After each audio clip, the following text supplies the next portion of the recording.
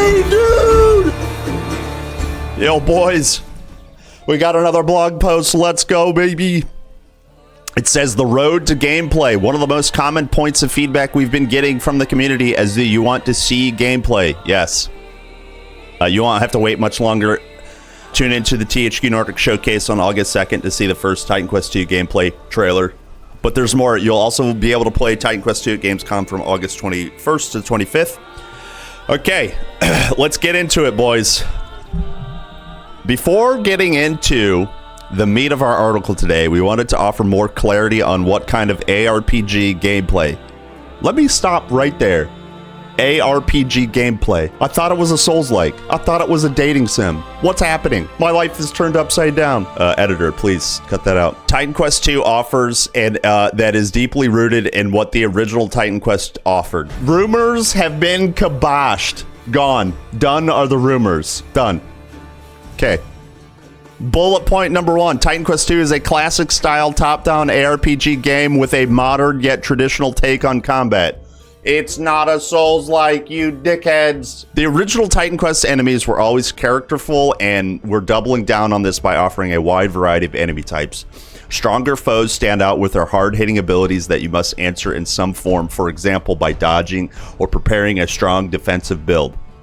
While weaker enemies are dangerous in numbers, but you can quickly eliminate them with well-placed abilities. Okay, it's literally Titan Quest II. Hello, yeehaw, hello. Epic boss battles are part of the Titan Quest DNA. Remember Typhon? Typhoon? Yes. Yes. Expect a large variety of abilities from our bosses with a clear sequence that you are rewarded for learning. Your active abilities come from your choice of 2 masteries. Okay, we've already had 2 mastery confirmed, but if you missed it, there you go. 2 mastery building game is, confirmed. You can equip a large number of abilities at the same time and customize them using modifiers to personalize your build. Okay, let me break that one down a little bit too. There have been kind of concerns that and I guess we still don't exactly know, but there have been kind of concerns of okay, it's launching on consoles. Does that mean there's going to be 4 buttons, 5 buttons, just like in Diablo 4 or like modern RPGs? I doubt it. And that sentence also bolsters that thought as well. You can equip a large number of abilities. 5 is not large, so I'm assuming it's going to be literally this. It's very similar to TQ1. Customize them using modifiers to personalize your build. Masteries also offer separate passive abilities that will drive much of your power scaling. Yeah, passives again are very powerful. Yep.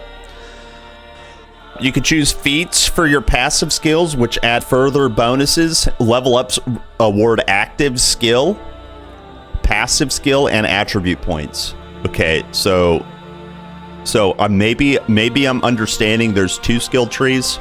Maybe there's 2 skill trees. Who knows? Not exactly sure. Seems very similar though. So yeah, you get skill points, you get attribute points.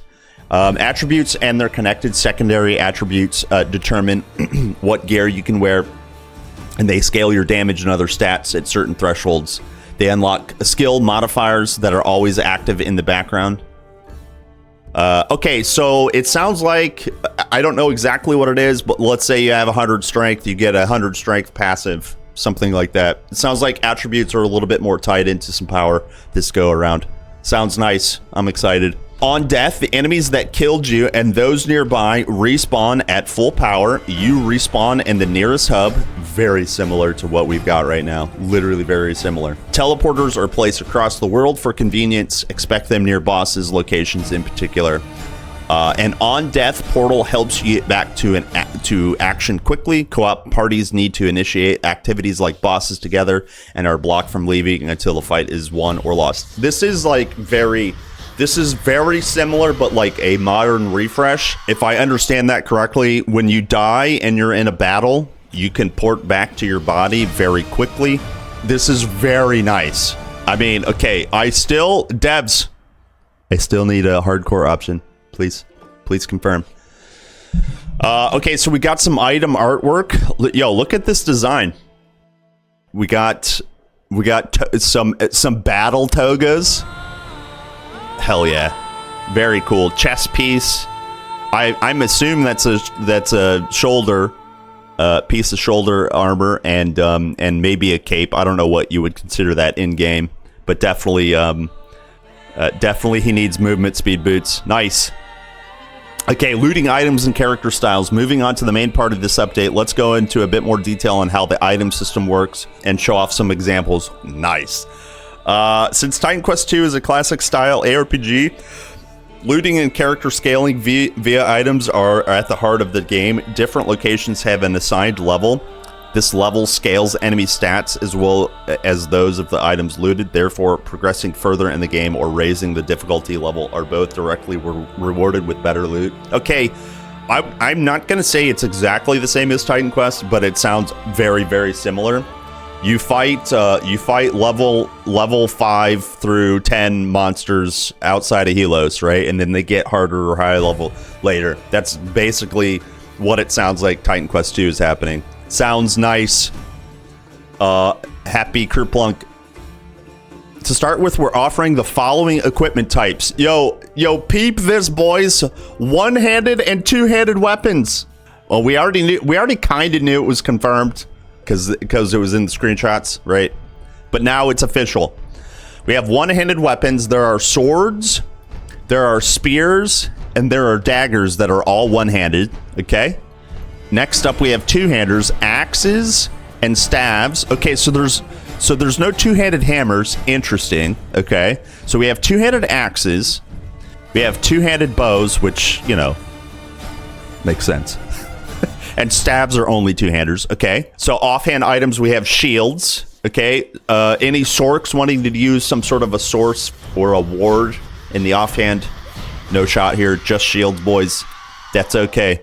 We've got hats, shoulder, and capes. Okay, so shoulder and capes takes the same place, I'm assuming that means. I think a lot of people had wanted shoulders to be separate from the chest piece for a long time. Good, solid. We have 2 ring slots, just like OGTQ and an amulet. And then potions, health, and energy pots return. Dude, hell yeah, gamers. All right, look at this boy. Look at this boy. Oh, okay. So he's fully equipped, but he's got a hat. He's got shoulders on. I don't see a cape. I'm assuming shoulders that have a cape are probably in the game. He's got chest piece, and then he's got boots, like they said. And then he's got a one-handed like sword and a one-handed axe. Pog in, my brothers. That's so good. Okay, these weapons and armor come in six broad categories, which can be combined with masteries to create a wide variety of styles. These styles are determined by attributes. There are 3 offensive character attributes, a supporting defensive attribute, and 3 What the? Yeah. Okay. So we've got a more robust attribute system, and instead of like a devotion tree, maybe there's a devotion tree, but it sounds like there's a passive tree that is unlocked with your attributes. Let's continue reading. So just a quick rundown of the attributes. We have might, we have knowledge, we have agility, we have vigor, we have resolve, we have cunning, and we have fitness. We'll quickly go over these. Might, I know what that's good for. Powerful, aggressive styles using heavy armor and weapons. It unlocks damage-related skill modifiers. Okay, excellent. Knowledge, a more tactical-minded perfectionist or scholarly style, unlocks scale or utility-related skill modifiers. Okay. Agility, suited for characters with quick eyes and reflexes who like to outplay their opponents, unlocks speed-related skill modifiers. Vigor governs health and tenacity as well as overall capability. Sometimes it's enough to be tough. Okay. So guys, remember, this is basically taking the place of health, energy, strength, dexterity, right? Resolve, a secondary attribute fueled by your might, knowledge, and vigor. People with extraordinary determination show greater ability to bend the arcane powers of fire and ice to their will. as done by elemental warriors and magi. Nice. Okay, cunning, pulling from knowledge. Okay, so these... Oh, wait, hold on. So resolve comes from might, knowledge, and vigor. Might, knowledge, vigor. Cunning comes from knowledge, agility, and vigor. Okay, so these are it sounds like resolve, cunning, and fitness are secondary attributes. I think that's what I'm gathering. This is a secondary. Yeah, it literally says secondary attribute. This is a secondary attribute that gives success to both assassins with poison daggers and druids controlling the weather. Uh-oh, druids confirmed, and assassins, nice. Finally, fitness, a combination of agility, might, and vigor, with obvious advantages for anyone who wants to deliver physical pain. Okay. I will have to see this in game and see how it all kind of like plays together, but it definitely sounds very intricate and granular. If you want to tune your character, you have 6 attribute points to like twist and pull and make the build. Yeah, sounds nice so far. Yo, look at this boy. Yo, is that a ram? Yo, that's a ram. I want to see if we can see this zoomed in. Hold on. His best goat is on his staff. He's a shepherd. Okay, so what does he have equipped? It looks like just a chest and bracers, maybe boots. Hello! Dude. What a great day! My best Oh boot is man, gone. it's so good. It's so good. Look at that boy. Okay, attributes and their secondaries together create a highly flexible system that allow you to, for example, split your attribute points across 2 offensive attributes, thus focusing on damage types they both contribute to, and enabling gear and unlocks for both attributes. Of course, you can also choose to focus on just one attribute for high values and its related damage traits and rush for the modifiers unlocked there.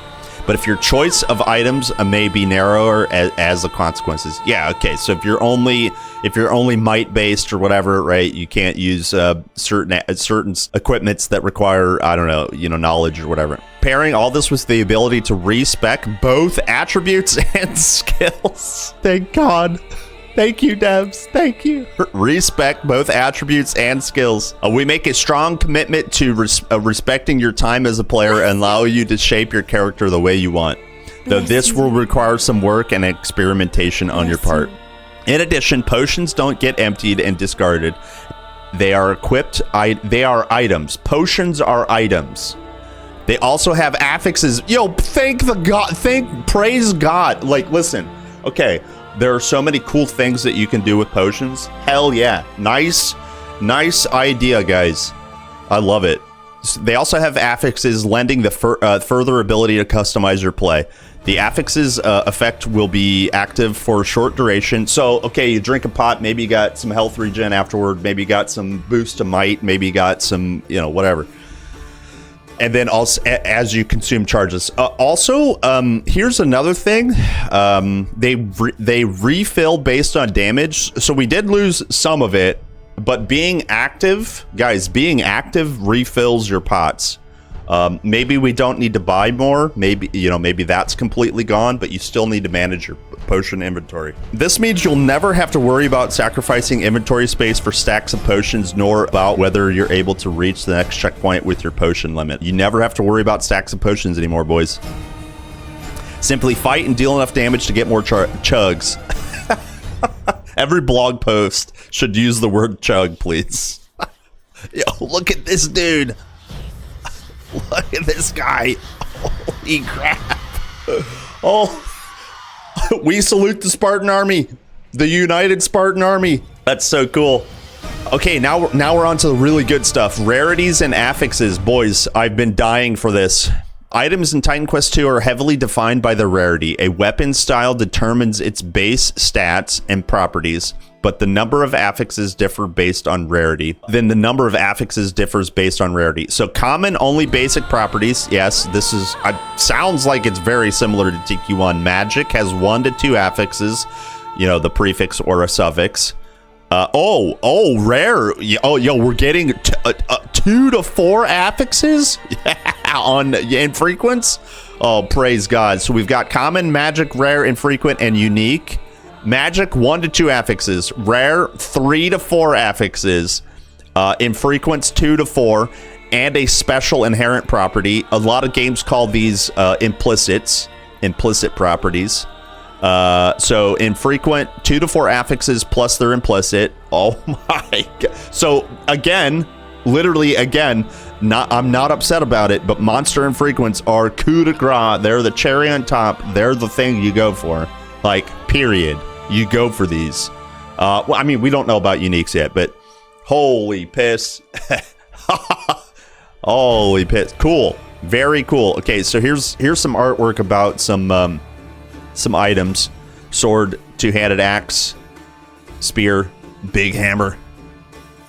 Basic properties are going to be consistently the same across what we call item families, a loose grouping of similar styled items which we spread across the world so that you get a different look based on where you're looted the items from. When it comes to weapons, our systems can stitch together different weapon parts in order to create a more visual variety for your loot. Oh. So like different hilt, different I don't know, the pieces of a different head, different stick.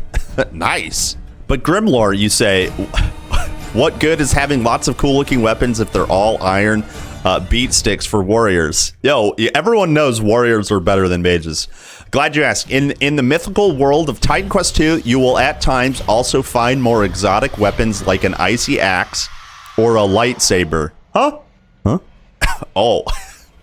Or was it a lightning saber? Got it. All right. Got it. Luke, I am your saber. It's true. In any case, these will have more varied damage profiles at a base level without wasting an affix. So it's probably, instead of just physical based, it might be half physical and half lightning. This is probably what's happening. We'll have to see though. In any case, these will have more varied damage profiles at base level without wasting an affix. That's exactly okay. Yeah, so there's going to be items that have different damage that don't need an affix to have that different damage. That makes sense. For all you battle magi out there to really take your weapon builds off the beaten path. Your mastery's abilities may help with this as well. These shiny items aren't considered unique. Yeah, exactly. Good. Okay. In our games framework. However, unique items look fancier than that. We should probably show you. Sheesh. Yo, is that a goat? Yo, it's a is it a caribou? Is that a caribou? What is that? Sheesh. Is it a bull? Yeah. Best goat is gone. Oh, it is a bull. I see it now. Look, it is a bull. No, you're right. It's totally a bull. Is that Onager 2.0? Holy piss. Let it be Onager. Oh my god. What else do we have here? Dude, look at the detail on the is it a hilt? Holy crap. I see a person here. Hold on. It's like a person. Yeah, nice art. Holy smokes. Where it all goes. Okay, that's a lot of items, and you want to have your cake and eat it too. Yes, cake is great. So is the caravan system. Hey, we're talking about loot and storage. Ours works quite similarly to the original Titan Quest, but we heard you need a lot more space. Okay, you hoarders. You need a lot more space. Buying chests will act as a bit of an in-game gold sink. No real world money required. We don't do that here. My brothers, it's not pay to win. There is no limit to how many chests you can have. Okay, this is Last Epoch style. Sorry, bad comparison. There's no limit to how many chests you can have. They will all work on cross-character level. Hold on. They will all work cross-character, so no transfer stash. They just work cross-character. There's a self-found mode.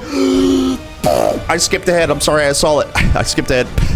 There's no limit to how many chests you can have. They will work all across character level, although we plan to provide a self-found mode as well to allow you to isolate your character if you wish. Organize your chests with icons, colors, and names, and you have a pretty solid setup, we think. That's all we have for now. We are very much looking forward to hearing your thoughts on the first glimpse of Titan Quest 2 gameplay, and we hope several of you reading will be at Gamescom to experience the game firsthand. Holy crap!